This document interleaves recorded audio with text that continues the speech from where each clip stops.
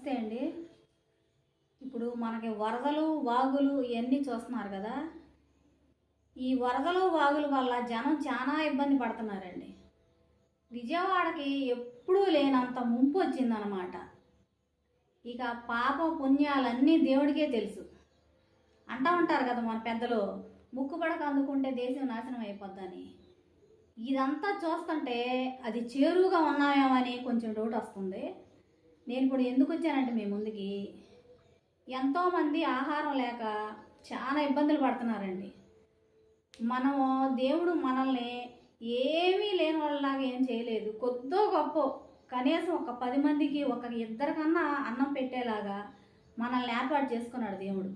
కాబట్టి మీకున్న దాంట్లో, మీకు కలిగిన దాంట్లో కనీసం ఒక 100 మందికో, ఒక 50 మందికో అన్నం వండి దయచేసి మీరు పెట్టండి.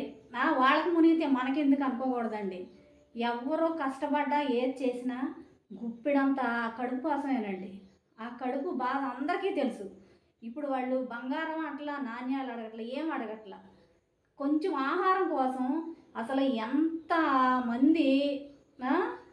ఎంతమంది ఆహారం కోసం, తాగు నీరు కోసమో చేతులు చాచి మాకు మాకు మాకు అని చెప్పి నిజంగా ఆ దృశ్యాలు చూస్తుంటే కళ్ళమ్మ నీళ్లు కారిపోతూ ఉంటాయి. ఎందుకంటారేమో, ఆకలి బాధ అందరికీ తెలుసు.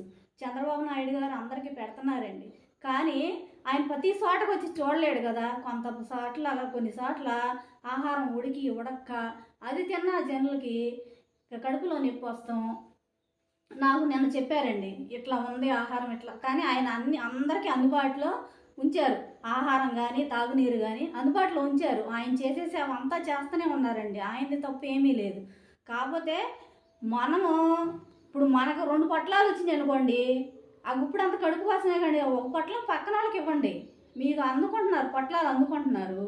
మీరు పొట్లాలు అందుకున్నప్పుడు అది మనమే తినలేము కదండి. సాయంత్రానికి సర్దిపడిపోద్ది, మధ్యాహ్నానికి సర్దిపడిపోద్ది. అందుకని చెప్పి మీకు ఒక 2, 3 దొరికినాయి అనుకోండి, మీ పక్కన వాళ్ళకి ఇవ్వండి. మీరు చేసుకునే పుణ్యం ఏమన్నా అంటే ఇంత గుప్పిడు అంత ఆహారం పెడతామే చాలా పుణ్యం అండి. దయచేసి ఈ వీడియో నేను అందుకేనే చెప్పడానికి వచ్చానండి.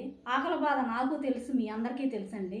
మనకి ఉన్నా ఏం లేకపోయినా గుప్పిడంతా ఎంత ఆహారం పెడితే చాలు, మనం కడుపు నిండి చాలు అంటాం. ఎంత డబ్బు ఇచ్చినా ఏది ఇచ్చినా వద్దాను. అందుకనే దయచేసి మీరు కొంచెం పెద్ద మనసు చేసుకొని మీరు దగ్గరలో వాళ్ళకి ఎవరైనా సరే కనీసం ఒక 10 మంది కన్నా సరే అండి కొంచెం వండుకెళ్ళి మీరు పెట్టినట్టయితే. ఎందుకంటే హోటల్లో తింటాక కూడా వాళ్ళకి అవకాశం లేదు. మనం ఎప్పుడు ఏమన్నా పెడతామో అని ఎదురు చూస్తున్నారంట. అవన్నీ ఏంటంటే నిజంగా కళ్ళమ్మ నీళ్ళు వచ్చారు. నాకు తగిన సహాయం నేను చేస్తానండి. నేను చేస్తున్నాను కూడా, నాకు తగింది. అందుకనే మీకు కూడా చెప్తున్నానండి. మీకు తోచిన సహాయం చేయండి. ఆహారమేనండి, వాళ్ళు ఏం అడగట్లేదు. ఇంత ఆహారం ఒక్క పూట అన్నా పెట్టండి.